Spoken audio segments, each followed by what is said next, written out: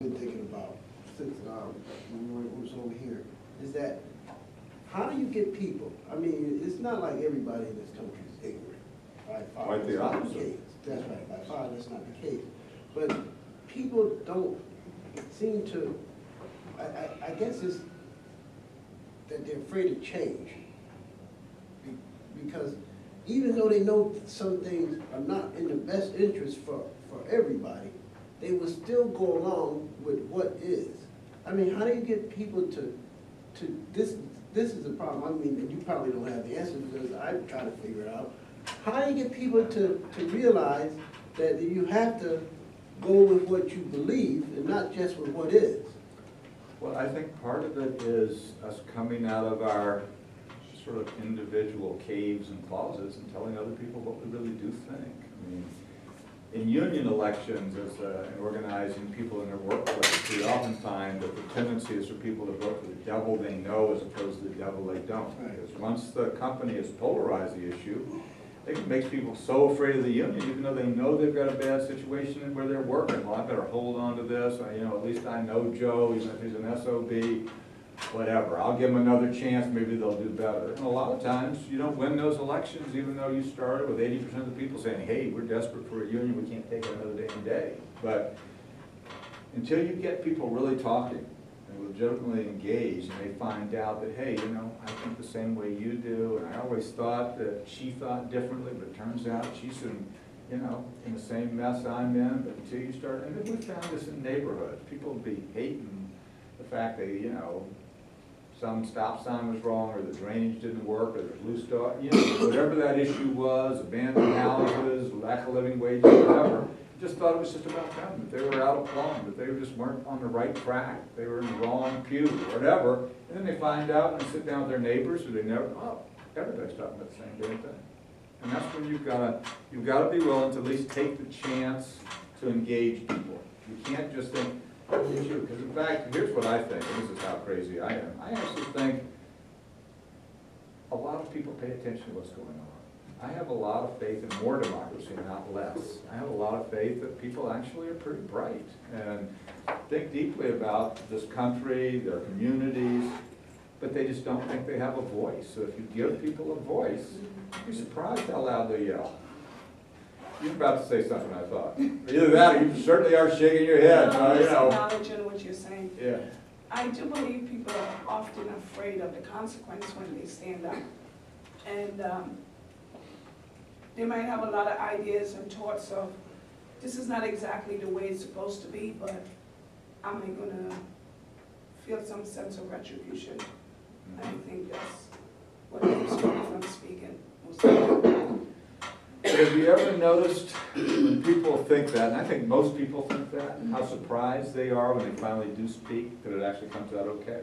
They're afraid to speak, Any of y'all live in Springfield? I know people come from all over this area to come to this school. Years ago, I was an organizer in Springfield. Many, many years ago, before most of you were born, probably. And there was a woman in the North End who I found door knocking for, talking to welfare recipients. There used to be welfare in this country back when, Bill Clinton's talking about no longer having welfare as we know. I used to organize back when welfare was as they know it, and it was bad. It was better than it was now, because there was at least welfare. But this woman was on welfare. She was sort of embarrassed about it. She was married to a Puerto Rican. She was actually Anglo from Chicopee or someplace like that. And she was a big, strong woman, but always had a very small voice. And but she got involved in our little North End welfare rights group. And she ended up being a great leader. Once she all of a sudden spoke, you couldn't quiet her anymore. I've got clips from back in the late 60s of her on TV and whatever. And she'd surprise herself. And yesterday, when I was in Springfield, I happened to run into her two daughters. Now, this is all, 43, 44 years later. So, I was 20 years old when I was organizing here in Springfield. And one of them was a state representative from the North End Memorial Square area, and the other directs elderly affairs for the city. And I remember when little girls, behind their mother's skirts, they were even more afraid than she was. But seeing their mother stand up and understand that welfare was a right and be willing to speak to other people who were poor and what they needed to do. All of a sudden, 40 years later, the legacy is those two girls, and among others, the New North Community Center. One of them's husband runs that, and one of them's like I said, elected state rep, and the other's running elderly affairs for the city of Springfield. It made me so proud I could pop. But it all starts saying somebody like Barbara, saying somebody like you, go ahead, say it. What's going to happen to you? Come on, warm it up. Go ahead, see what happens. And then that voice comes out. It may start, small and cracked and cranky. But you know what? People want to hear that. And, you got to find your voice. And in human services, part of what our job is helping people find their voice, helping people find a way through a damn system. Other thoughts and questions? I have to agree with you. I manage a group home for individuals with intellectual disabilities, and trying to get them services, and it's absolutely insane. But you have no question, no choice to be an advocate. Oh, I'm very obnoxious. But thank you, David. Go ahead. You just laughed, you're agreeing with me, thank you. Solidarity. It's true, I've had to learn, and believe it or not, I don't advocate for myself, but I do for them. Well, sometimes that's where it starts. I live in New Orleans, and I also run a labor union, and we represent many employees that do direct care in community homes for mentally challenged and different developed individuals. And part of the struggle is, these are jobs that if they have the choice, they would start at minimum wage. I mean, people don't value the caregiver, whether it's nursing homes or hospitals or community homes or daycare institutions or Head Start or whatever, and yet the responsibilities on people's shoulders are immense. So part of what a union obviously does is give people job protection, but it gives people job protection in order to also be able to do that job that companies can't do. Because if you're not advocating, this is warehousing. And it's warehousing for reimbursement rates, and increasingly it's privatized.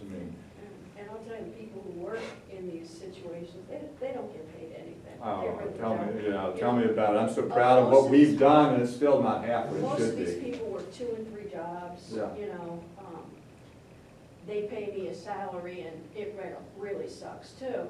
But I have to work as many hours as I have to. That's why I was screaming outside, because a staff member called out at 12 o'clock for 3, and he's supposed to work a double, and I'm here, and I don't have anybody to work, and it's like, they don't pay me enough to do this. They really don't, but I love the job. I do, I love the job, and then. Well, and if ever you talk to the families know that it's that, it's that caregiver who's the difference between misery and something like the semblance of a decent life. Yet, you're never gonna get that, that's not paid for by the company. And if you look at the huge companies like Rathke, which is the largest private provider, I don't know if they're out here in Massachusetts and Connecticut and whatever, but most of the companies we first organized were nonprofits. And now they're all for-profits. They're all Rathke or this, that, and the other, that one and the other. Because that industry's consolidating just like nursing homes did. Well, the ones I work for right now are all nonprofit. They are right now. What state? Connecticut. I worked for a couple of, they're not huge, but big ones. And the company I work for now, Community Options, they're based in New Jersey, have homes, all over the satellite offices all over the country. But Connecticut they're losing their funding here because of some major issues. So come June 15th, I'll be unemployed. Well, just, the stories just get better and better here, God. And I had been unemployed for 13 months. Before you end up with them. Yes, sir. Your union affiliation, what did you do? For many years, we were a local within the service employees.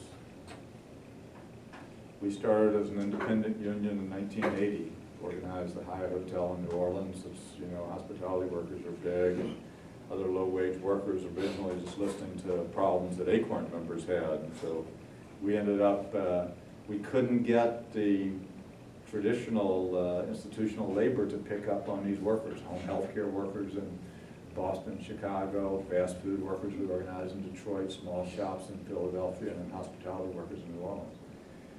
And we, you know, we were community organizers just listening to our members. It was a membership organization. The members kept raising their hands at the back. Well, I have this problem with the job. You know, you keep referring them to unions, and we didn't realize that the capacity of unions here in the late 70s had changed so radically that it didn't have organizing programs. So we'd see the same members a month or two later in the monthly meetings. They'd still be complaining. Eventually, you can't keep saying it's somebody else's problem. You have to start figuring out, well, we don't know what we're doing. Let's see if we can, you know, do something. And so we organized the United Labor Unions, those 5 or 6 locals, and then affiliated in 1984 with the service employees, which at that point was trying to grow more rapidly. And then 3 years ago, went back to being an independent union. I was affiliated with the steelworkers, and that was one of the reasons we came to New Orleans, because you were unionized. We had our conventions. Right, and we used to have 1 or 2 hotels, bless your heart, but it wasn't easy, yeah. And a couple of casinos too. Well, that's another thing. Yeah. But, Everybody's got a casino now. But it's, you know, I just asked that question because I was a union president for 12 years also, Where about? here in Connecticut. Here in Connecticut? Mhm. And what kind of facility? Actually, I oversaw, we were amalgamated, so I oversaw many.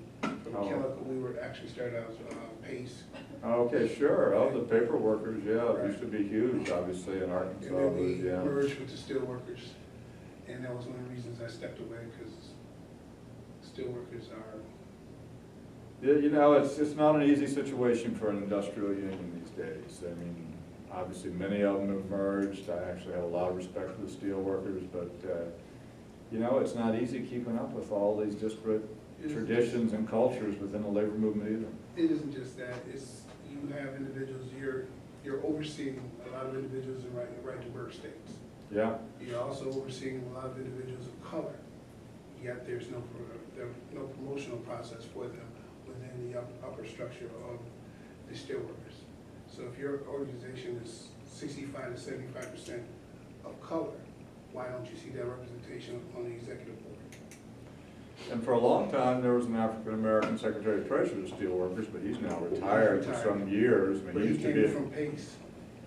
Well, even before him, he was a great friend of ACORN, which is how I know him, but like I say, he's been retired for years, so by the time I think Pace came in, I think he'd already retired. That was Right. probably, you know, early 90s, late 80s. And then Oil Chemical went in, you know, all that's within steel. We're probably not going in a direction most of you are interested in, but it is a problem, I think. And, you know, SCIU wasn't exempt from that too, because they merged a whole lot of other unions in. Sometimes it went like this, sometimes it went smoothly. The one in Connecticut, 1199, had a, you know, difficult relationship with SCIU, Jerry Brown and all them. It's, you know, still not pretty, but, you know, it's like any family.